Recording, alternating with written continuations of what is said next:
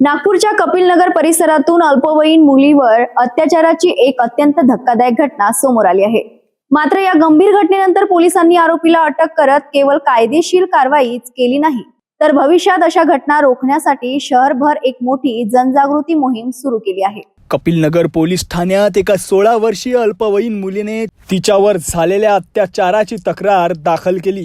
या प्रकरणात पीडित मुलगी 1 महिन्याची गरोदर असल्याची माहिती समोर येताच पोलिसांनी तात्काळ तपासाची चक्रे फिरवली। या प्रकरणी भिलगाव येथील रहिवासी असलेल्या 19 वर्षीय अभिषेक धनेश यादव गंभीर गुन्हा दाखल करण्यात आला असून पोलिसांनी त्याला तात्काळ अटक केली आहे। कपिलनगर पोलीस ठाण्यात भारतीय न्याय संहिता आणि पोस्को अंतर्गत आरोपी विरुद्ध गुन्हा दाखल करण्यात आला असून या संपूर्ण प्रकरणाचा तपास पोलीस गांभीर्याने करत आहेत। दरम्यान अशा विकृत घटनांना आळा घालण्यासाठी नागपूर पोलिसांनी एक विशेष जनजागृती मोहीम सुरू केली आहे। पोलीस आयुक्तांच्या संकल्पनेतून प्रत्येक पोलीस ठाण्याअंतर्गत विशेष पथके तयार करण्यात आली आहेत। या पथकांमध्ये सहभागी असलेले पोलीस दीदी आणि पोलीस दादा दररोज शाळा, महाविद्यालय, ट्यूशन क्लासेस आणि गार्डन परिसरात गस्त घालत आहेत। विद्यार्थ्यांना गुड टच आणि बॅड टच याबाबत माहिती देत त्यांचे काउन्सलिंग केले जात आहेत। तसेच पोस्को कायद्याअंतर्गत स्वतःचे संरक्षण कसे करावे याचे मार्गदर्शनही विद्यार्थ्यांना करण्यात येत आहे। या मोहिमेमुळे विद्यार्थ्यांमध्ये जागरूकता वाढत असून आता मुले आणि मुली निर्भयपणे पोलिसांकडे तक्रार नोंदवण्यासाठी पुढे येत असल्याचे चित्र दिसत आहे।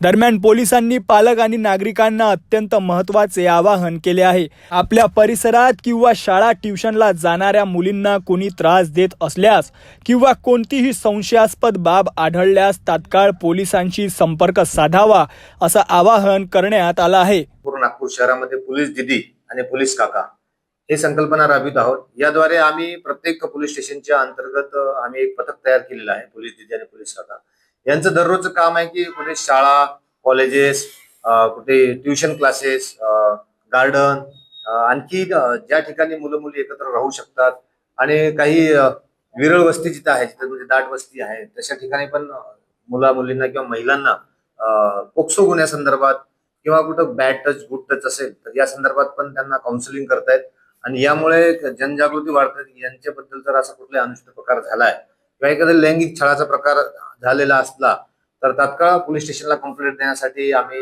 सांगत असतो किंवा मग 112 वर फोन करण्यासाठी आमचे नंबर पण त्यांना आम्ही शेअर केलेले आहेत। त्यामुळे असं कुठल्याही महिलांसंदर्भात किंवा मुलींसंदर्भात लैंगिक प्रकारचा असं कुठले अनुचित प्रकार जर झाला तर ते तात्काळ पोलीस स्टेशनला कंप्लेंट पण देतात।